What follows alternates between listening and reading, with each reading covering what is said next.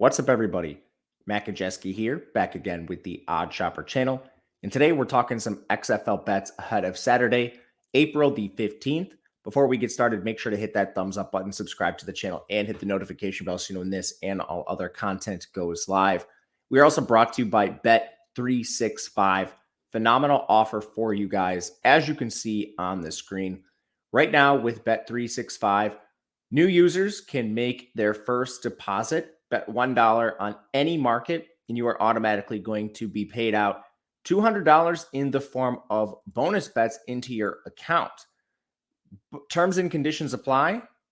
The legal age for gambling in most states is 21 plus. If you or someone you know has a gambling problem, please call or text 1-800-GAMBLER. This is only available in New Jersey, Colorado, Ohio, and Virginia. And we're going to go through a few bets that maybe you can use on this promo this week. So let's dive right in. Two games on deck for us. Kicking off with Las Vegas taking on Houston. This is a game with a 6-point spread in favor of Houston. The total in the game is 43.5.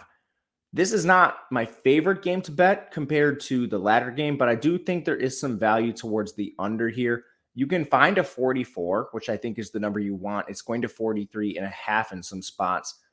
These are teams that are kind of different. The Vipers, they're 2-6. They're eliminated from the playoffs. They're not really playing for much at this point.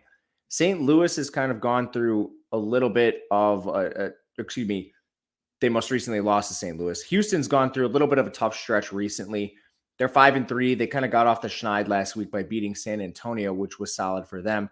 But as far as these two teams go, we're pretty even in terms of pacing. Vegas is 4th. Houston's 5th. Outright scoring, Houston's 2nd in the XFL. Vegas is 5th. But I went and I sort of dug into what Houston's done recently, and they've kind of been depressed as an offense since week 4. They slaughtered Orlando in that game, who's the worst defense in the XFL. So no surprise there. Scored 44 points. But since then, they've only eclipsed 20 points once. They've been held below 20 in 3 of their last 4 games. And the Vipers haven't exactly been scoring very well either. They've only eclipsed 20 points in 3 of their last 5. One of those was against the Orlando Guardians. Again, that's just going to happen. Anyone who plays them scores over 20. But outside of that, they've struggled to score as well. And they haven't had continuity at quarterback. I think McClendon has been pretty good for them, which makes me a little hesitant. But I think 44 is the sharper number here. It's going to go to 43.5 in most spots. And I think if you're looking that way and you need a bet in this game, that's where I would turn. But what I would rather do is bet the second game here, where we have Orlando taking on San Antonio as an underdog. As you know, we've been buying this Orlando team for a while now, and I think this is another spot to do so. We hit the upset over DC last week. They probably should have beat Arlington. We'll talk about that game specifically, but my goodness. As it stands, Orlando is a 1.5-point underdog to San Antonio. The game is a 39 total, and Orlando is 1-7. But when you dig into what they've actually done, they lost by 3 to Las Vegas. They lost by 1 to Arlington in the first matchup. 7 to Seattle. They beat DC outright. And then they lost to Arlington by 2 again last week. And that game last week was so frustrating. Arlington ends up with the 2-point victory. It took 5 Orlando turnovers. One of them was a fumble that was returned for a touchdown. Arlington needed a defensive score to beat Orlando in that game. And you can go back and look. Orlando's offense was pretty efficient outside of the turnovers. That team should have scored more points had they not just immediately given the ball to the other team instead of punching it in themselves. Dormity's played well, and he continues to play well at quarterback. Put up over 30 points against the DC defense. He should have a much easier time against the Brahmas here, who are about a middle-of-the-pack defense, slightly above average. But what makes me really worried here is the quarterback situation for San Antonio. This team has had no continuity whatsoever, and I don't think this is the week that it's going to start.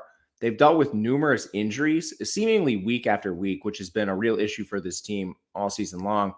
Last week, they went back to Jack Cohn. He was terrible. On the year, he averages 4.9 yards per attempt, way below league average. 56.5 completion percentage, below league average. I think at some point, they're probably going to turn back to Jawan Pass, but he played really poorly in place of Cohn earlier this year. They signed Paxton Lynch, cast-off, and I don't know if he's going to play at some point, but as you can tell, they haven't been able to put up points.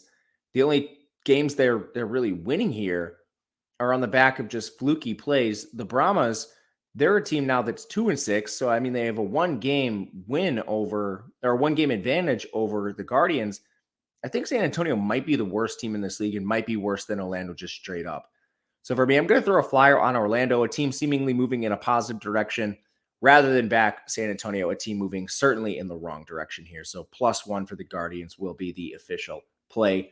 And what I would do if you were taking advantage of that Bet365 promo you see in the banner again, new deposit, bet $1 in any market, and you will automatically get 200 in the form of bonus bets.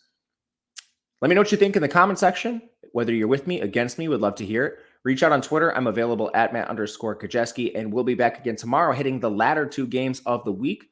Until then, good luck, everybody. We'll see you again next time.